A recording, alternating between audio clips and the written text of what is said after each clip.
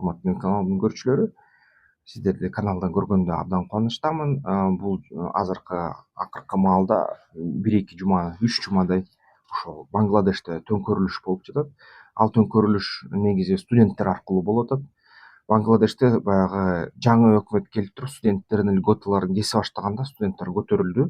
Ушул льготаларга каршы Бангладеште мурун мындай кандайдыр бир төлөмдөр бар болчу. Ал төлөмдөр кыскартылгандан кийин студенттер ушул каршы чыгып өкмөткө жумушсуздуктун айынан баягы өкмөттү түшүрүштү. Шейха Хасина качты башка өлкөгө жана ошол Бангладештин башчысы бир нече жыл болуп аткан аял. Анан негизи ушу Бангладеш бул Пакистандын бир бөлүгү да. Пакистан бир кездерде Индиядан бөлүнгөндөн кийин, Индия менен согуштарды бүткөндөн кийин эң алгачкы ич ара согуш баштаган да. Билесиздер, баягы бир каналымда видео бар. Индиянын тиреңтүшүнө деген Бхарат, Индия Бхарат боюнча. Ошондо Индия Махатма Ганди кезинде баягы бөлүнө баштаган. Индия менен мусулман менен индуисттер аябай катуу ушундай кагылышуу, согуш болуп кеткенин айынан акырында чечишкен, кой биз баягы бөлүнүп жашайлы деп. Анан ошол Пакистан менен Индия деп эки аймакка бөлүнүшкөндөн кийин ошол Пакистандын ич арасында дагы кандайдыр бир согуш, кандайдыр бир тиреш болуп кеткен мусулмандардын арасында. Анан мусулмандар ошол эки өлкөгө дагы бөлүнүп кеткен да, Бангладеш менен Пакистанга. Анан Бангладеш өзү баягы бир нече жолу согушуп, ушул Пакистандын армиясын жеңгенге жетишкен. Пакистан капитуляция баягы кол койгон, макулдугун койгон Бангладештин түзүлүшү боюнча. Ошол Бангладеш түзүлгөндөн кийин бир нече жыл өзгөчө жашаганга аракет кылып, Бангладештин эли аябай кедей болуп, ушул 20-жылдын башында акыры баягы жеңил жайга өтүшкөн. Аябай тыгыз Бангладеште.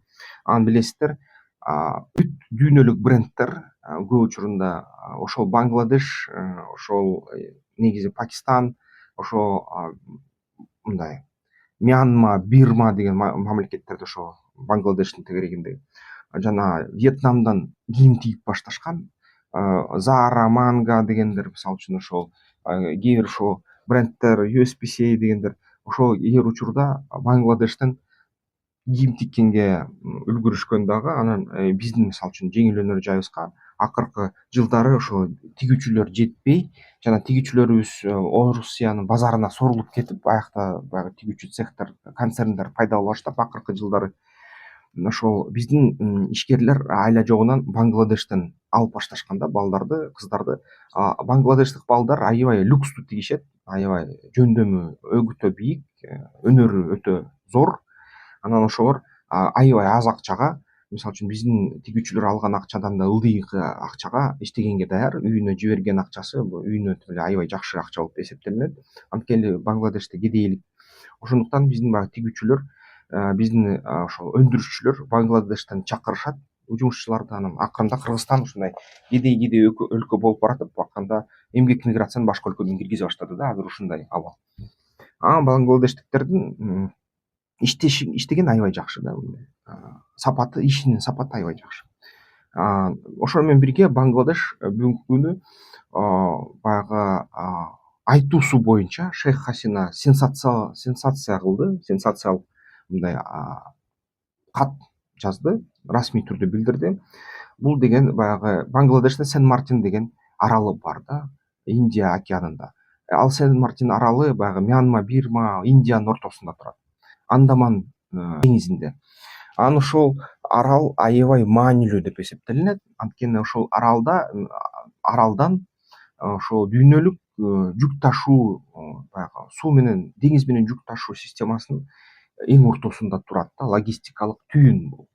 Анан ушул нерсе аябай кызыктырып атат дейт Америка Башкы Штаттарын. Америка Башкы Штаттары бир нече жолу ушул логистикалык түйүндү сатып алууга аракет кылган, бирок аны сатып алууга эч кандай жол берген жок дейт. Ошо Бангладеш Шейх Хасина айтып атат. Анан ошого каршы Америка Башкы Штаттары баягы атайын студенттерди даярдап, студенттер ушундай көтөрүлүш кылганда ошол ЦРУ ушуну кылып атат деп атат да Шейх Хасина. Анан индиялык коом дүрбүлөңдө, индиялык дүйнө. Анан булар айтып атышат, бул чын элеби депчи, Америка Башкы Штаттары кайра кийгилишип атабы деп. пайдасы эмне десе, эгерде Америка Коопсуз Штаттары ошол жерге аскерий базасын салса, анда ошол дүйнөлүк жүк ташуу системаны, сооданы толук менен көзөмөлдөй алат жана ошол жүк ташуу соода системасын эркин кыла алат да. Анткени ошол жерде ар бир өлкө өзүнүн кандай кызыкчылыктарын көздөп, кандайдыр бир баягы бөгөт коюшу мүмкүн, же болбосо өзүнүн төлөмдөрүн коюшу мүмкүн. Америка Коопсуз Штаттары ошону баягы гарантия кылдырабыз деген аларга дагы өз башкача көз караш менен Мьянма же бир мурунку Бирма карайт жана Индия карайт да. Анан бүгүнкү күнү ошол баягы төңкөрүштүн аркасынан, мисалы үчүн, студенттер пакистандык армия капитуляция болуп атканда, Бангладеш мамлекет ошол курулуп атканда, алар сүлөкөт коюшкан да. Ошол сүлөкөттү талкалап салышыптыр да студенттер бир четинен. Бул деген бир кызыктай баягы Бангладешке каршы кыймылдай болуп жатат. Анын сырткары баягы бүгүнкү күнү Бангладеште бүт прессаны катуу көзөмөлгө алууга өкмөт мындай убада берип атат. Андан сырткары бүгүнкү күнү ошол Бангладеште дагы мусулмандар менен индустардын ортосунда кагылышуу болду да. Бангладеште мусулмандар көпчүлүк. Мусулмандар, индуисттер азчылык. Анан бүгүнкү күнү ошол Бенгал индуисттерди Бангладештин мусулмандары өлтүрө башташты, куугунтап башташты, аябай кан төгүүлөр болуп атат деп айтылып атат.